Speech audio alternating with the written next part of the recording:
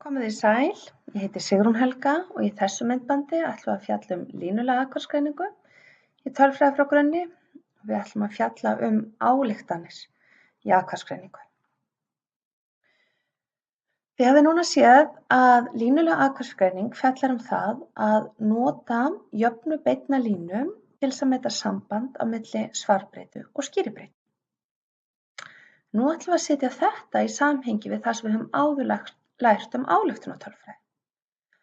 Að mælingarnar okkar á y eru einhverri slembni háð, mælingarnar á svarbreytunni, og þar af leiðandi getum við fengið einhverja aðra niðurstöður ef við endurtekum tilraunina, og ef við fáum einhverja aðra niðurstöður þá er líka sennilegt að þær lýsistærðir sem við reiknum út frá tilrauninni, eins og til dæmis hallatalan og skurðpunkturinn á atkvæðagreiningarlíkaninu, að þær geti breyst.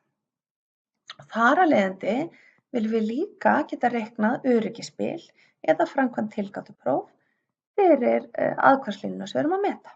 Alveg svo við höfum séð áður með við erum að draga ályktanir um meðaltöl eða hlutföll og svo framvegis. Stærðfræðilega gerir ráð fyrir því að atkvæðagreiningarlíkanið okkar líti svona út, að y okkar, svarbreytan, sé einhverri slembni háð.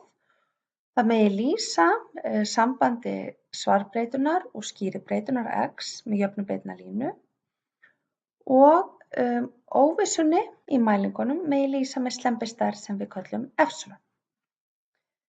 Í þessu hérna líkani þá gerum við ráð fyrir að það sé í raun og veru einhver sönn jafna línu sem að lýsir þessu meðaltali, að það sé einhver sannur skurðpunktur sem við þekkjum ekki, sem væri þá þýði skurðpunkturinn sem við myndum meta ef við hefðum getað haft mælingar á öllu þýðinu en ekki bara einhver úrtaki.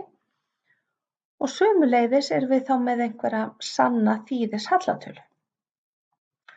Þar af leiðandi er bæði skurðpunkturinn og hallatalan einhverja lýsistærðir. Og lýsistærðir sem við bæði meta en líka geta dregið ályktanir.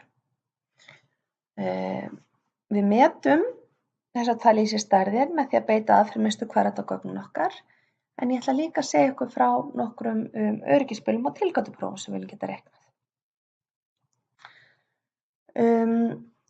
Í þessu hérna líkani þá gegnir þessi stærð hér epsilon mjög mikilvægu hlutverki. Þessi stærð epsilon er slembistærð sem við notum til að lýsa þeirri óvissu sem er til staðar í mælingunum okkar á svarbreytunni. Þið sáuð við gerðum ráð fyrir því að þetta epsilon okkar, það er raun og veru leifarnar okkar í líkanu eru matið á epsilon og við gerum ráð fyrir þetta epsilon séu einstreifðar og óháðar slembistærðir. Það er að segja að þær séu ekki háðar, þær séu allar óháðar og þær fylgi allar sömu líkindadreifingunni. Við gerum ráð fyrir líkindadreifingi sem fylgir sér normaldreifing, hún sem er meðaltal 0 og einhverja dreifni. Við viljum oft geta lagt mat á dreifnina á slembistærðinni epsilon. Því stærri sem dreifnin er á slembistærðinni, þeim meiri óvissa er í mælingunum á svarbreytunni. Og þessi hérna formúla metur dreifnina á stærðinni epsilon, það er að segja að hún metur dreifnina í óvissunni sem við höfum á mælingunum okkar. Og passið ykkur, þetta er ekki alveg sama jafna fyrir venjulega staðalfrávikið, núna er deilt með n-2 í staðinn fyrir n-1. En þetta mat reikna nánast öll tölfræðiforrit fyrir ykkur.